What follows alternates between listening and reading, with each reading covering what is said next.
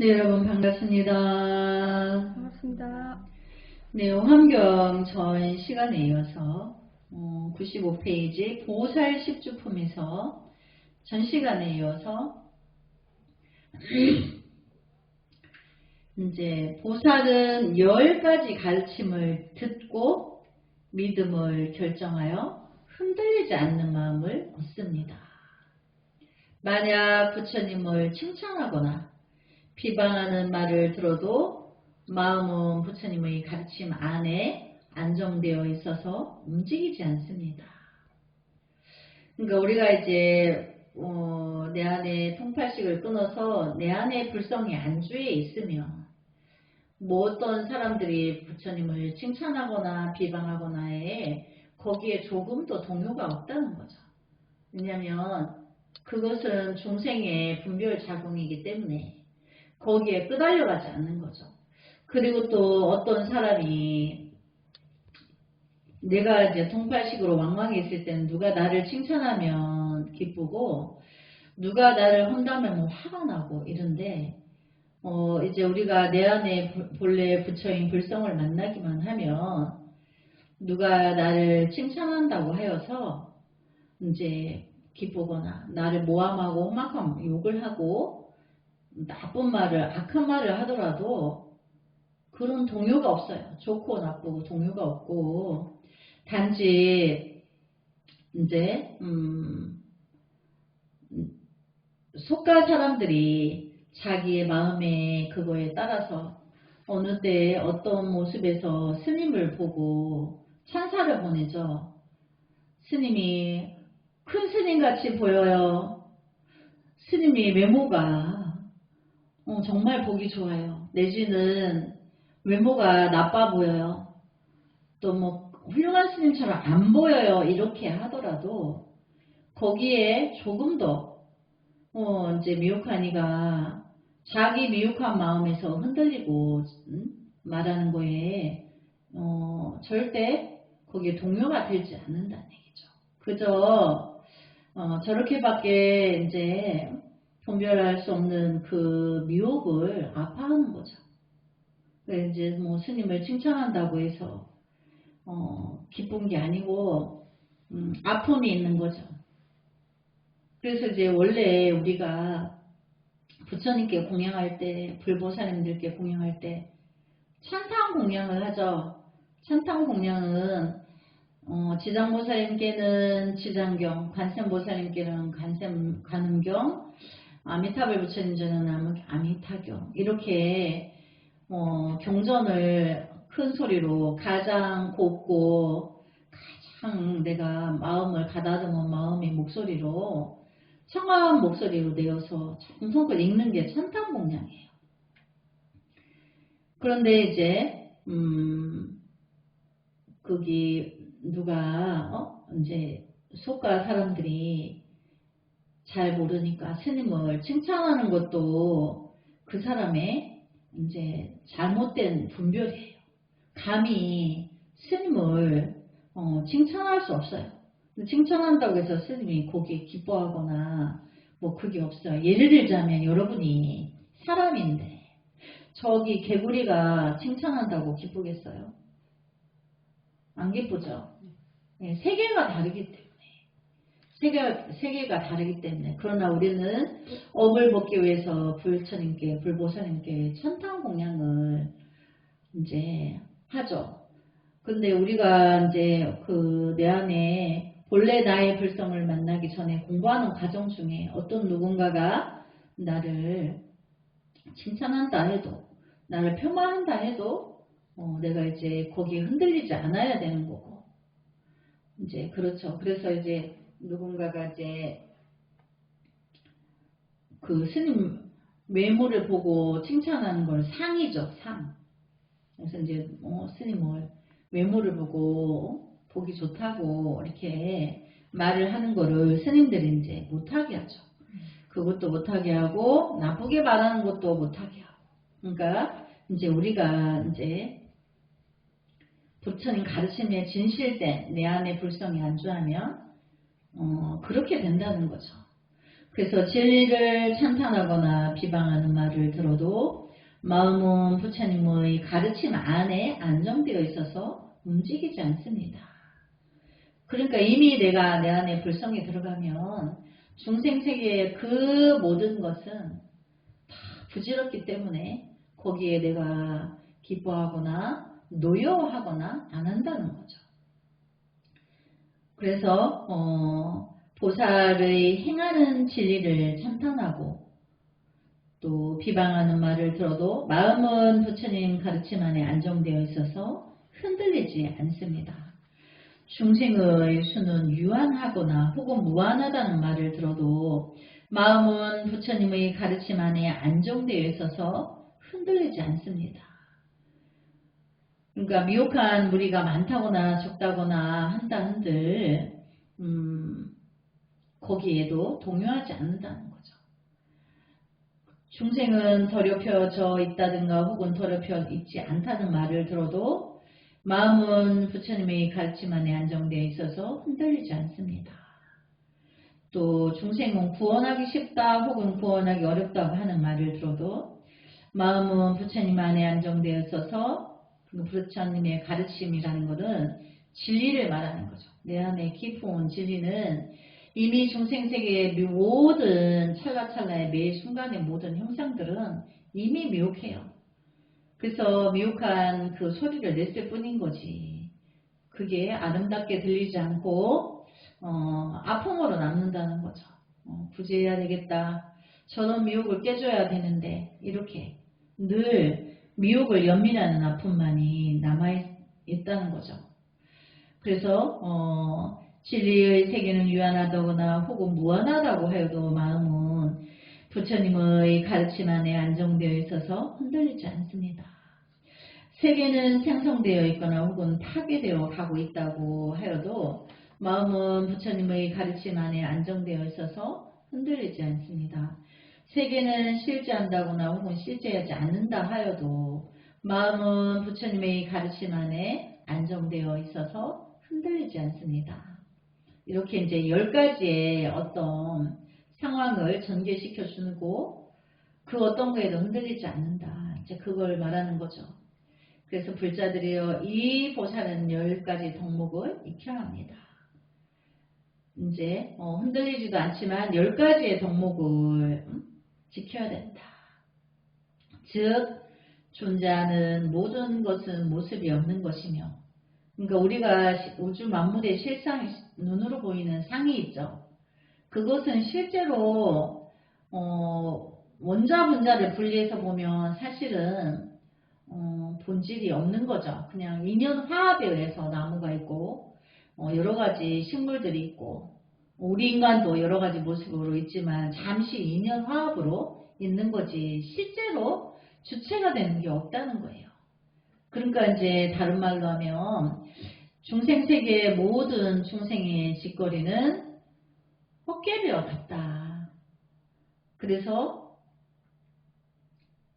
여기에 보면 본성이 없고 수행할 수도 없으며 실체가 아니며 진실하지도 않고 자성도 없으며 흡사 허공과 같고 꼭두각시와 같고 꿈과 같고 미아리와 같은 것이라고 알아야 하는 것입니다. 그러니까 다 부질없다는 것을 말하는 거죠. 그래서 왜냐하면 보살은 일단 얻은 공덕을 다시는 잃지 않은 경지에서 불생불멸하는 절대적인 진리를 깨달은 평온함을 체득하여야 하기 때문입니다.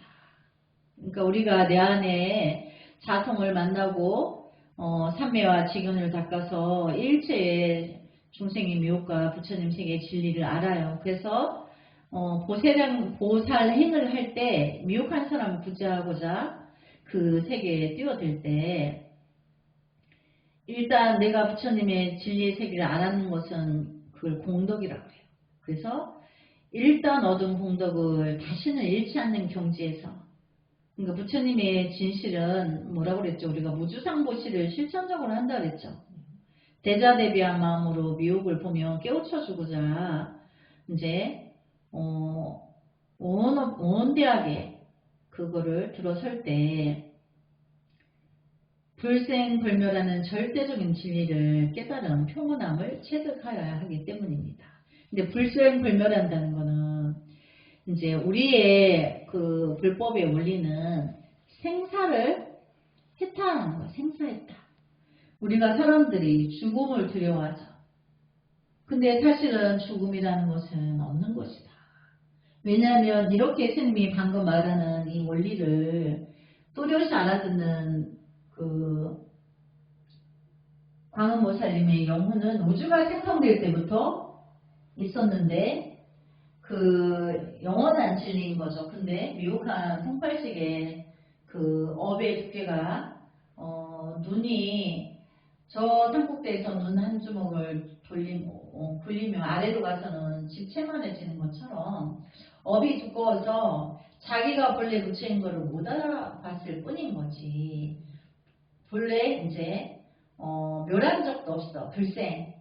태어난 적이 없는 걸 말하는 불생. 태어난 적이 없다. 불멸. 그리고 멸한 적이 없다. 그러니까 우리의 영혼은 본래로 태어난 적이 없고 멸한 적이 없어요. 단지 옷을 이 옷 저 옷 갈아입고 다녔다는 얘기죠. 육도를. 천상에 가서 천상의 옷을 입고 인간세계에 와서 인간의 옷을 입고 축생세계 아수라 축생 악귀 지옥 이렇게 육도를 끝없이 다람쥐 쳇바퀴 놀듯이 윤회를 했을 뿐인 거지. 근데 그래서 착각으로 죽음과 삶과 태어남과 죽음이 있다고 착각으로 분별로서 착각한 거죠. 근데 원래는 내 안에 본래 불성에 본래 나는 죽은 적이 없고 태어난 적이 없어요. 본래대로 있었어. 우리가 태어났을 때 해와 달이 있었죠. 삼라만상이 있었죠. 그런 것처럼 그래서 여기서 불생불멸하는 절대 진리를 깨달은 평온함을 체득하여야 하기 때문입니다. 그래서 이제 우리가 이제 육도를 윤회한다고 그랬죠. 근데 우리가 인간 세계에서 우리가 이제 불생불멸하는 내가 본래 부처였다는 것을 깨닫지 못하고 수행이 없이 죽으면 바로 지옥이에요. 근데 스님이 바로 지옥인 원리는 그 다음 세계는 지옥을 가게 있다는 것을 스님이 이제 증명을 하자면 우리가 이제 천상은 상이 높은 거를 천상이라고 해요. 천상의 천인들은 왜 성불하지 못할까요? 상이 높아서요. 아상이. 그래서 절대 성불할 수가 없어요. 근데 우리 이제 중생 세계에서 우리가 살고 있는 중생들이 기본적으로 상이 있죠. 상이 높죠. 그건 천상의 아집에 천상의 마군이 와 있는 거예요. 나한테. 그리고 이제 인간 세계는 뭐를 가지고 있죠? 안입이 설신의 육군 육식, 칠식, 팔식 우리가 이렇게 살고 있죠. 이거는 인간 세계의 그 삶이에요. 그 다음에 인간 밑에 뭐가 있죠? 천상, 인간, 아수라. 아수라는 전쟁의 신이에요. 우리 인간들 생각 안에 시비하고 분별하고 싸우고 늘 여차하면 뭐 싸우려고 하는 마음들 있죠.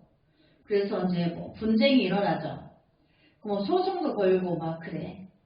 실제로 또 전쟁을 일으켜요. 이거 누가 하는 거야? 인간이 하는 거죠. 그러니까 인간 안에 아수라 세계가 있는 거예요. 그 다음 이제 아수라 세계 밑에 뭐가 있죠? 천상, 인간, 아수라, 축생. 자, 축생은 어떻게 해서 축생의 보를 받냐면 집착으로 인하여서 탐진치. 그러니까 탐하는 탐심이 많고 그걸로 화를 내고 욕심을 부리고 내가 남의 재물을 탐하고 남의 성공을 탐하고 남의 명예를 탐하고 우리 인간이 그러죠. 거기가 축생세계예요. 우리가 금생에 탐심으로 집착이 많아가지고 탐심을 탐독심, 탐, 진, 치를 끊지 못하면 축생의 살길로 변하는 거예요. 우리가 인자를 다 가지고 있어요. 그리고 또 그 다음에 천상, 인간, 아수라, 축생, 아귀. 우리 인간에게 탐심이 식탐하는 게 있어요. 욕심을 많이 부리는 사람이 있어요. 뭐든지 물질에 대한 욕심이 많아. 유독 많은 사람이 있어요. 있죠? 무욕에 대한 욕심이 유독 많은 사람이 있어요. 그거는 내 안에서 이미 그 악의 부분이 있는 거예요. 인간의 옷을 입고 천상, 인간, 아수라, 축생, 아귀까지 해요. 근데 지옥은 아직 안 갔죠. 그 다음 단계 이제 지옥을 간 거야. 여기서 인간 세계에서 내가 닦은 이는 지옥을 못 오게 돼요. 지옥이 어둡지 않죠. 그러니까 끝없이 부처님이 왜 저기 지옥 세계 가서 중생을 구제한 게 아니고 왜 인간 세계 와서 지옥 중생을 구제한다 했겠어요. 인간 세계에서 바로 가게 하면 이제 지옥이기 때문에 왜 지장보살님이 지옥이 될 때까지 선물하지 않으신다는 거예요. 인간 세계에서 이 다음에 이제 닦은 공이 없고 공덕이 없으면 업장이 높지 않으면 바로 지옥이기 때문에 지장보살님이 인간 세계에 와서 지옥이 빌 때까지 선물하지 않으신다는 거예요. 모든 불보살님들은 인간 세계에 와 있어요. 그 다음에 지옥이기 때문에. 그래서 부지런히 누군가는 불법을 만나서 자기의 지옥을 참여하고 바빠요. 우리 밥 먹고 잠자는 게 중요한 게 아니에요. 돈 벌러 가는 게 중요한 게 아니에요. 자기가 끝없이 아수라 출생하기 천상까지 내가 그 모순된 짓을 내 안에 다 가지고 하고 있어요.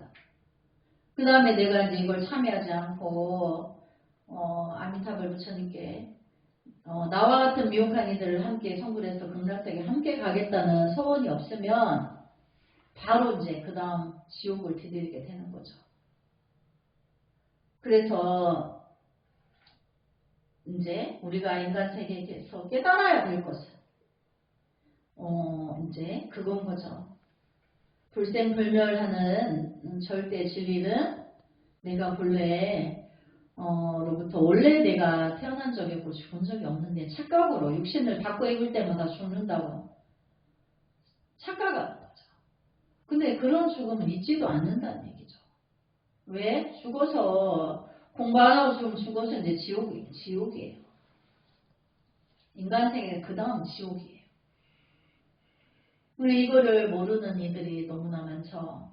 그래서 빨리 이제 우리가 지옥을 구제하기 위해서 종교가 달라도 인종이 달라도 정당이 달라도 모든 거를 문화가 달라도 언어가 달라도 초월해서 이제 지금 현재 인간 세계의 옷을 입었을 때 내가 얼른 지옥에 어둡지 않게 지옥을 내가 면할 수 있는 소원을 세우고 지장보살님이 그 지옥의 교주라 했죠. 우리가 지장보살님을 못 알아보면 안 되죠.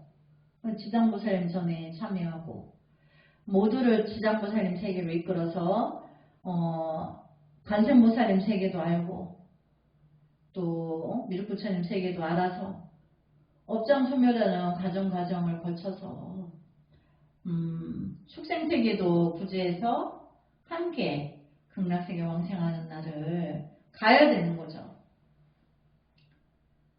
그래서 불생불멸하는 절대적인 진리를 깨달은 평온함을 체득하여야 되기 때문입니다. 그러니까 이제 원래 우리가 태어난 적이 없어요. 본래로 있었기 때문에 우리 안의 불성은 그래요. 또 내가 본래 죽은 적이 없어요. 근데 미혹으로 육신을 바꿔 입을 때마다 죽었다는 일, 살았다는 일, 새로 태어나면 태어났다고 살았다고 그런 거예요. 그래서 또 불법은 스스로 이를 듣고 이해할 것이지 결코 타인을 의지하여 깨닫는 일은 하지 말아야 합니다. 그러니까 우리가 성불하고 수행하고 공부할 때 타인의 수행을 믿지 말고 타인의 어떤 도력을 탐하지 말고 내가 얼른 그런 분별을 얼른 끊어서 내 안의 불성을 만나야 되는 거죠. 불자들이여 일곱 번째로 깨달음을 확약받은 보살이 머무는 경지는 무엇입니까? 깨달은 보살이 이제 확실히 약속을 받았어. 그래서 그 약속받는 경지는 무엇이냐 이렇게 묻게 되죠. 그래서 이 보살은 10가지 일에 대한 이야기를 듣고서도 그 마음은 견고하여 흔들리지 않습니다. 그러니까 10가지 덕목에 대해서 듣고 흔들리지 않는다는 거죠. 즉 부처님은 존재한다고 하든 혹은 존재하지 않는다고 하든 부처님의 가르침 안에 있어서 결코 물러서는 일이 없습니다. 내가 불법을 믿는 마음 속에는 이미 부처님이 계신 거예요. 그래서 퇴보하지 않는 거죠. 누가 부처가 있다 한들 없다 한들 나는 내 안의 진리 안에서 그 안의 불성을 내가 믿음이 있기 때문에 물러서지 않는다는 거죠. 또 진리가 있다고 하든 혹은 없다고 하든 부처님의 가르침 안에 있어서는 결코 물러서는 일이 없습니다. 그리고 부처님의 지혜는 진리라고 하든 안 하든 이미 내가 부처님 안에서 부처님의 내 안에 부처님이 있다는 걸 믿기 때문에 물러서지 않는다. 또 보살이 있다고 하든 없다고 하든 부처님 가르침 안에서 있어서 결코 물러서는 일이 없습니다. 보살이라는 부분이 있다 하든지 없다 하든지 이제 거기에도 내가 하든 없다고 하든 부처님의 가르침 안에 있어서 결코 물러서는 일이 없습니다. 보살의 행위라는 것은 중생구제를 끝없이 서원을 세우는 게 보살의 행위인 거죠. 그래서 그 서원은 끝나지 않는다는 거죠. 지옥이 빌 때까지. 과거의 부처님과 미래의 부처님과 현재의 부처님이 각각 있다고 하든 없다고 하든 부처님 안에 있어서는 결코 물러서는 일이 없습니다. 최고의 깨달음을 이으신 부처님의 지혜가 다음이 있다고 하든 없다고 하든 부처님의 가르침 안에 있어서는 결코 물러서는 일이 없습니다. 그러니까 최고의 진리를 깨달으신 부처님의 지혜는 우리가 다 알 수가 없어요. 그래서 다음이 없다. 그래서 우리가 공부가 다음이 없다라고 하는 거예요. 불자들이요. 과거, 현재, 미래의 존재가 동일한 모습을 하든 동일한 모습이 아니라고 하든 부처님 가르침 안에 있어서 그는 결코 물러서는 일이 없습니다. 그렇죠. 과거, 현재, 미래가 한자리에 머물러서 부처님의 서가모니 부처님이 천만호 부처님의 하나의 모습으로 집합된다고 했죠. 그래서 불자들이여 이 10가지 덕목을 익혀야 합니다. 즉 하나는 많은 것이며 하나는 많은 것은 하나이며 그러니까 하나가 전체이고 전체가 하나라는 거죠. 하나이면서 전체, 전체이면서 하나. 그러니까 우리 광음보살님 하나가 천만학 부처님이 될 수 있고 천만학 부처님이 광음보살님 하나로 된다. 진리는 그렇다. 광음보살님이 루비안장미 보살님이 내 마음 안의 불성을 만났어. 그러면 이미 천만학 부처님을 친경한 것 같아요. 그래서 하나이면서 전체인 것을 말하는 거죠. 가르침에 따라서 의미를 알고 의미에 의하여 가르침을 알며 비존재는 존재이며 존재는 비존재이며 그러니까 우리가 불보살님들은 눈에 보이지 않죠. 우리 인간의 눈에 안 보여요. 그렇지만 진리의 작용으로 있어요. 우리가 그걸 가피라고 하는데 없는 게 아니죠. 실제로 가피는 있기 때문에. 그래서 보이지 않기 때문에 비존재를 하고 또 존재는 비존재고 비존재는 존재다. 그러니까 존재하지 않는 진리의 세계와 존재하는 나의 세계와 하나라는 걸 가리키는 거예요. 그래서 모습을 갖지 않는 것이 모습이며, 부처님은 법신으로 계신데 모습을 갖고 있지 않지만 진리 작용으로 있죠. 그래서 모습을 갖지 않은 것이 모습이다. 그 뜻은 그걸 말하는 거예요. 모습이 모습을 갖지 않는 것이며 본성이 아닌 것이 본성이며 본성이 아닌 것임을 알아야 합니다. 그러니까 본래 내 안의 불성이 이제 본성임을 알면 어떻게 말하든 팔만사천가지로 뒤집어 말하든 바로 말하든 다 알 수가 있어요. 왜냐하면 보살은 모든 사물에 있어서 방편을 얻어야 하기 때문입니다. 만약 들을 수 있는 불법이 있으면 스스로 이를 듣고 이해하며 결코 타인에게 의지하여 깨달은 일을 하지 아니합니다. 근데 스님이 이제 큰 법회 때 이치에 대해서 이렇게 말해주죠. 그건 스님이 이제 들을 수 있는 불법의 지혜인 거예요. 그래서 그렇게 들을 수 있는 지혜로서 가고 타인에게 어떤 다른 스님에게 다른 사람에게 그 방향을 얻어서 가지 않는다.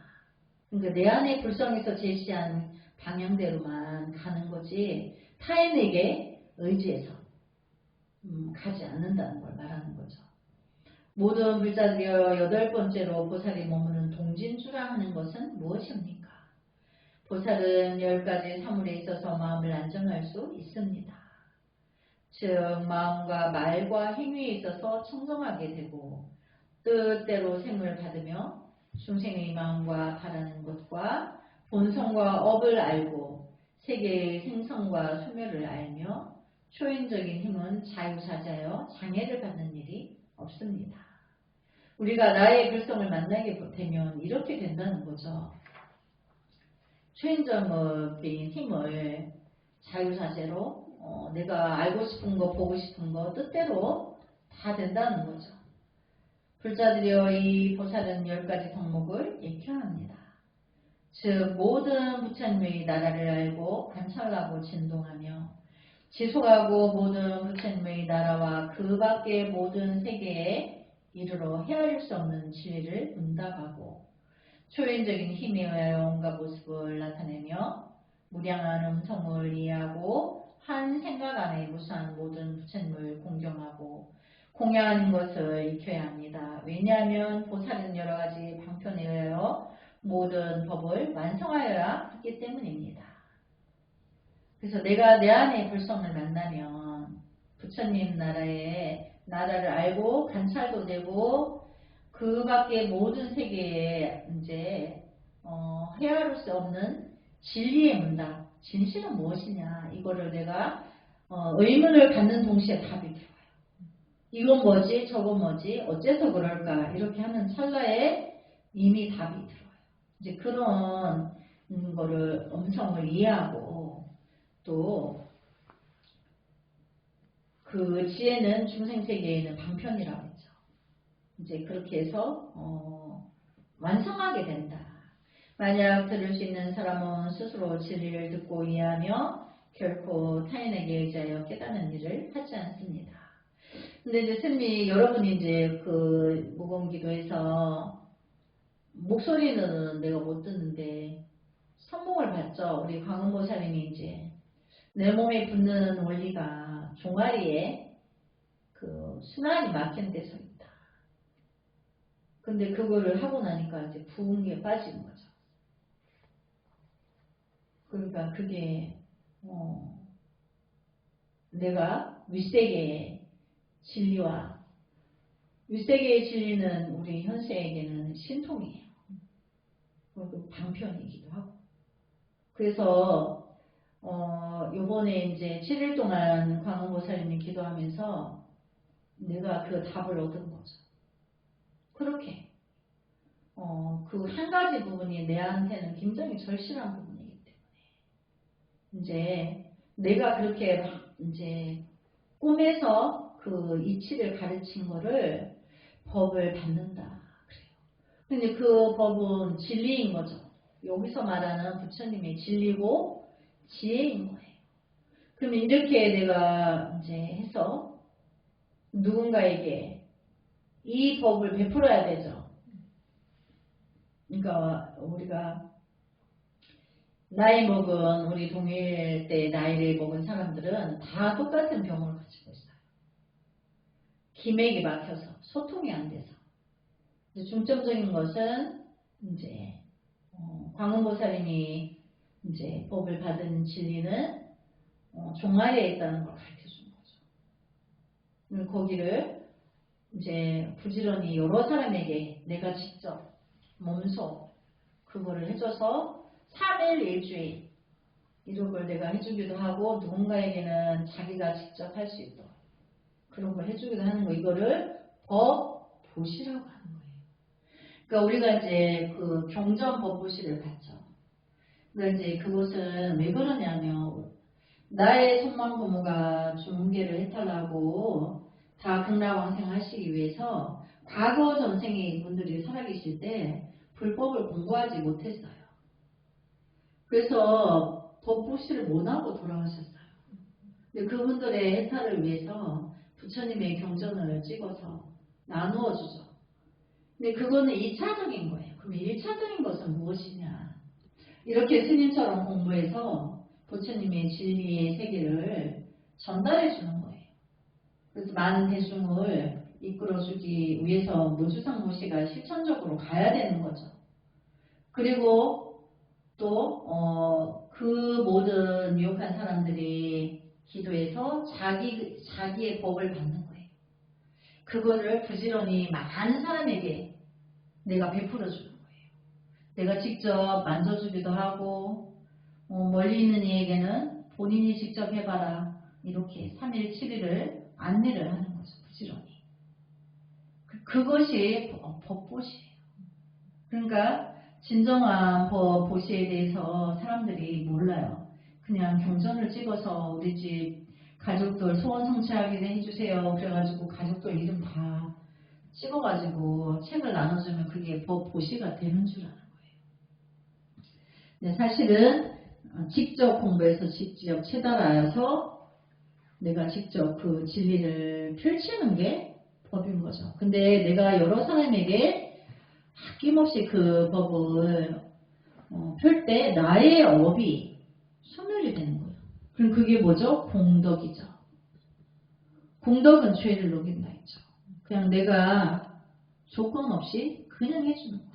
그래서 지켜봐주고 3일 7일을 이끌어주고 그래서 그들이 그렇게 해서 체험을 통해서 이제 평생 자기가 스스로 갖고 가서 케어할 수 있도록 그 원리를 해주는 게 진정한 법보시인 거죠. 그러니까 누구에게나 또 이 법보시가 그거 하나뿐인 것만이 아닌 거죠. 늘 수행하고 오면 그게 이제 여러 가지가 이제 방편을 얻게 되죠. 여러 가지의 법을 받게 되죠. 그걸 부지런히 중생계의 회양으로 조건 없이 내가 베풀어 주는 거예요.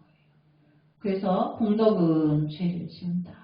그런 거예요. 내가 이제 여러 날에 거쳐서 묵어나고 대문 밖도 안 나가고 깊은 수행을 해서 얻었는 진리니까 그거를 공이 들었죠. 공덕이라고 해요. 이 공덕의 값이는 물질과 바꿀 수 없는 거예요.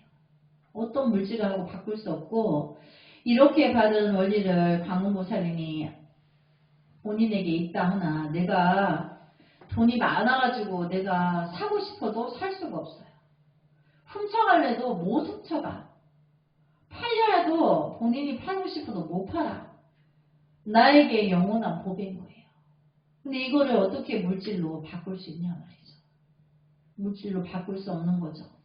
그래서 내가 부지런히 내가 또 이렇게 하고 다음번에 또 상황이 되면 또 수행 정신을 통해서 또 법을 받아서 또 부지런히 여러 사람에게 부지런히 전달해주고 이렇게 이제 함께 스님 옆에서 함께 이제 도를 수행하는 수행자의 품성이 그렇게 드러나는 거죠. 근데 이제 모두가 다 그렇게 할 수 있는 거죠. 특별한 사람만 되는 게 아닌 거예요. 그러니까 너나 없이 이제 너나 없이 대고로 들어와서 하고 그러려니까 이제 스님이 이제 그 사람들을 수용해 줄 수 있는 공간이 필요하죠. 그래서 이제 방사가 필요하고 그들이 먹고 자고 할 수 있는 목욕 시설이 사우나 시설이 필요하고 뭐 식당이 필요하고 잠자는 곳이 필요하고 수행 정진하는 곳이 필요한 거예요.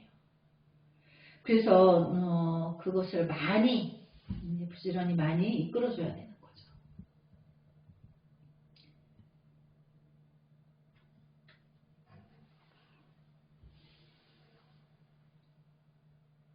모든 불자들이여 9번째로 보살이 머무는 법왕자주라고 하는 것은 무엇입니까? 이 보살은 10가지 사물을 이해하고 있습니다. 중생의 나라들, 모든 번뇌, 그리고 이별의 아쉬움, 헤아릴 수 없는 진리, 방편, 모든 예의와 작법, 모든 세계의 설정, 과거, 현재, 미래의 시간의 흐름, 세간의 도리와 궁극의 진리 등입니다. 이거에 대해서 정확하게 깨닫고 있다는 거죠. 불자들여 이 보살은 10개의 덕목을 익혀야 합니다. 즉 법왕이 머무는 곳과 법왕의 작법, 법왕이 있는 곳에 안주하는 것. 그럼 우리가 법왕은 어디죠? 법의 왕. 법의 왕은 아미타불 부처님이 법왕이시죠. 그래서 극락세계의 진리의 왕이시라는 거예요. 그러니까 극락세계 아미타불 부처님이 어서 극락세계 와서 공부하거라. 그러니까 금생에 인간세계 와서 수행을 못하니는 극락세계를 왕생하길 발언해서 극락세계 와서 공부해라. 그래서 이제 아미타불 부처님이 그 법의 왕이신데 아미타불 부처님으로 법으로 중생을 구제해 주신다는 거예요. 근데 이제 극락경에 보면 처음에 이제 아미타불 불법을 믿고 따르진 않았는데 따끔이 없어. 근데 이제 아미타불 선지식을 만나서 임종시 아미타불을 10번을 불러서 극락세계에 왔어요. 그러니까 하품세계, 하생세계에 왔어요. 왔는데 그때는 연꽃 속에 연꽃 안에 태어난다는 거예요. 그럼 연꽃이 안에서 닦으면서 연꽃이 이렇게 활짝 피면 그때 그 아미타불 부처님을 칭견하게 되는 거예요. 그리고 또 아미타불 부처님의 칭견에서 법을 또 내려주시죠. 그래서 또 그 법을 배우고 공부해서 하품세계의 하생에 태어나지만 상품세계의 상생에 들어간다는 거죠. 그래서 어쨌든 중생세계에서 닦는 공부가 힘드니까 그러지 못한 이는 어찌 보면 우리는 전생에 공부해서 원생으로 또 온 거예요. 그래도 깨달음이 있어서. 근데 이제 이 믿음도 만나지 못한 이들이 있죠. 그런 이들에게는 아미타불 선지식을 인종시에 10번 선지식을 만나서 아미타불을 10번이라도 들으면 극락세계 하품 하생세계 연꽃 안에 태어나서 인간의 시간으로 1000년, 100년이 되면 그 업에 따라서 연꽃이 피어난다는 거죠. 그러면 비로소 아미타불 부처님을 칭견하고 법문을 듣고 나면 어떻게 되나요? 바로 업이 녹아서 자기 본래 불성을 만나는 거예요. 그래서 자기 부처를 확연히 깨달아요. 근데 깨달았는데 깨닫고 보니까 내가 하생세계 살 때 있던 하생세계, 인간세계 미혹한 이들이 너무 많은 거예요. 그리고 그들의 미혹을 연민하여서 성부를 미루고 다시 하생세계에 원생으로 온다는 거예요. 근데 그 마음을 누가 주신 거죠? 아미타불 부처님이 주신 거죠. 그러니까 이렇게 스님하고 함께 공부한 여러분도 우리가 기억을 못해서 그렇지 과거 전생에 아미타불 부처님을 칭견하고 중생 구제하러 원생을 끝없이 하겠다는 서운으로 이렇게 용감하게 서운을 세울 수 있는 것은 이미 아미타불 부처님을 과거 전생에 칭견했기 때문이에요. 그래서 이제 나머지 중생들을 뱃사공이 배에다가 사람들을 태워서 강을 건너주듯이 이제 그런 역할을 하는 걸 우리가 보살행이라고 하는 거죠. 그래서 이제 법왕이 있는 곳에 절묘히 들어가는 것, 법왕이 있는 곳을 분별하는 것, 법왕의 진리를 오래도록 지속하는 것, 법왕의 진리를 칭찬하는 것, 법왕이 완전하게 진리를 시연하는 것, 두려워하지 않는 법왕의 진리, 집착을 떠난 법왕의 진리 등을 배워야 합니다. 왜냐하면 보살은 모든 사물에 있어서 장애를 받지 않는 지혜를 얻어야 하기 때문입니다. 그러니까 아미타불 부처님을 친견하기만 하면 어디에도 걸림없는 지혜를 얻게 돼요. 그래서 그 은혜가 너무너무 은혜로워서 가피가 인간 세계, 하생 세계 중생을 지옥이 빌 때까지 다 구제하고 나서 그때 비로소 극락에 상품 상생하겠습니다. 이렇게 이제 우리는 이미 오늘 세웠던 거죠. 그래서 만약 들을 수 있는 부처님의 가르침이 있다면 스스로 이 일을 이해하고 결코 타인을 의지해서 깨닫지 않습니다. 이제 우리 여기까지 오늘 공부하도록 하겠습니다. 나무 소가모니불 성불하지 않겠습니다. 성불하지 않겠습니다.